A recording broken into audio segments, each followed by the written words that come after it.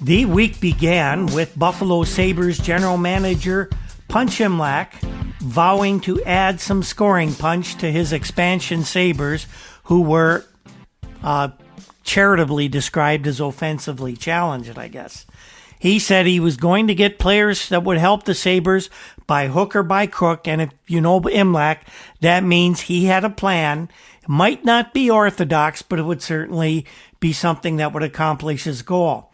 Other than spectacular rookie Gilbert Perreault, the Sabres have virtually no one upon whom they can lean to provide some offensive spark. So Punch has got to look for goals from somewhere, and you know that there are players he has his eye on. And the ever-dependable Imlach, you can always depend on him to make news somehow, did pull off something of a coup later in the week, but he had to use all of his managerial wiles in order to arrange it.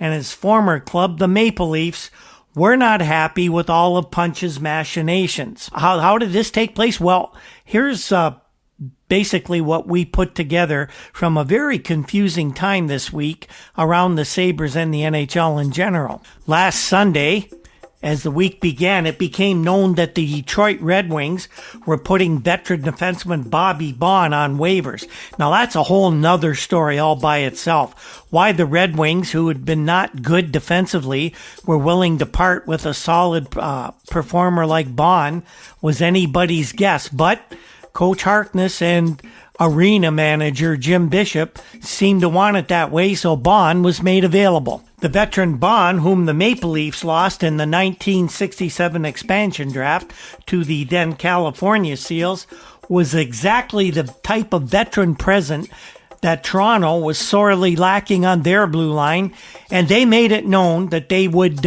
seriously be considering claiming Baun on waivers from the Red Wings.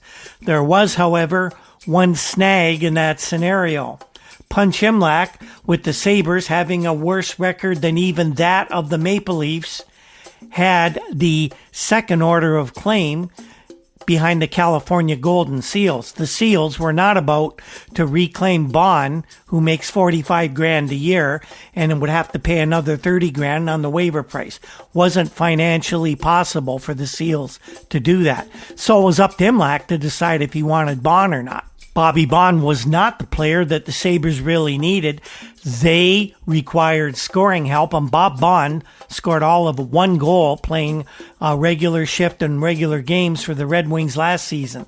But Imlach, seeing an asset available for only cash, claimed Baun from Detroit, much to the chagrin and the frustration of the Maple Leafs. They viewed Imlach's move as a direct slap at the Toronto club, and of course, that's exactly what it was. Now, Imlach, as we mentioned, had no use for Baun. It's not that he didn't like Bob. It was simply that he wasn't the type of player the Sabres needed.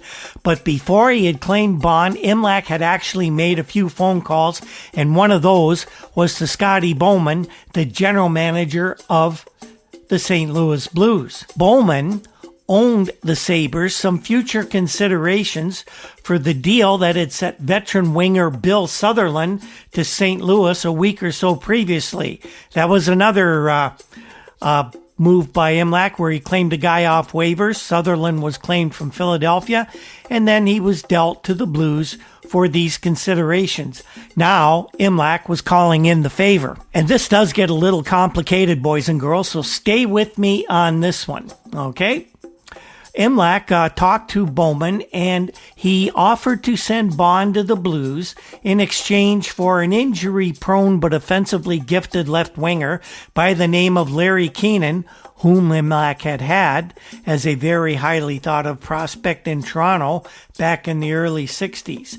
Also going to Buffalo with Keenan was a veteran defenseman by the name of Jean-Guy Talbot, who won a number of Stanley Cups with the Montreal Canadiens. And by the way, Talbot was probably at least equal to what Baun could give the Sabres on defense. So Keenan was a bonus in this particular transaction. But that wasn't all that was actually included in this deal, although the official records will not show it. There was another minor announcement that Imlach had made another waiver acquisition, and that was young right winger Steve Atkinson. Now, Atkinson was a very interesting case. You may remember during the exhibition season, we told you that Atkinson played two friendly games, two exhibition games, preseason games for the Sabres, while they took a look at him with the permission of the St. Louis Hockey Club. Well, in those two games, Atkinson scored 4 goals, 2 in each contest. Now, what that did, it made Imlach very interested in young Atkinson, who, by the way, played all his junior hockey in nearby Niagara Falls, Ontario. But it also opened Scotty Bowman's eyes, and the price that Imlach was asked to pay by Bowman to acquire Atkinson was more than Punch was willing to give, so no deal was made. So Imlach was now insisting that as part of this transaction, Steve Atkinson be included in the deal. There was talk that Bowman did not want to appear to be giving up too much to get Bond, and he didn't want to include Atkinson in the trade. Imlach really didn't care as long as he got the player. He didn't care who looked good or who looked bad. And he told Bowman, put Atkinson on waivers. California isn't going to take him because they can't afford to bring in players. And we'll pick him up. And you'll look like you just got rid of an extra body. And everybody will be happy. That's what Scotty did.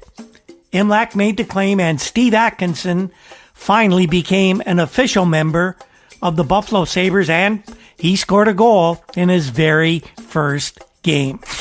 So again, while the official record does not show this, Bobby Bond picked up on waivers from the Red Wings, then sent to the Sabres, and then to the St. Louis Blues. Imlach gets Bond for $30,000 and then trades him for Larry Keenan, Jean-Guy Talbot, and Steve Atkinson. Not a bad haul for $30,000. You get 3 NHL players. Good move by Punch Imlach.